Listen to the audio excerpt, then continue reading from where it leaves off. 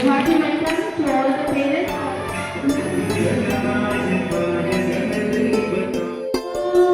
మాతృదేవో భవ.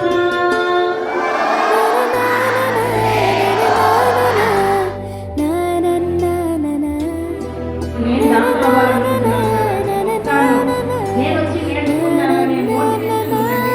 So I request parents కొద్దిగా new స్టూడెంట్స్కి కొద్దిగా మోటివేట్ చేసి ఎలాగైనా కొద్దిగా అది ఒక్కటి చేయమని నా రిక్వెస్ట్ ఉన్నాను.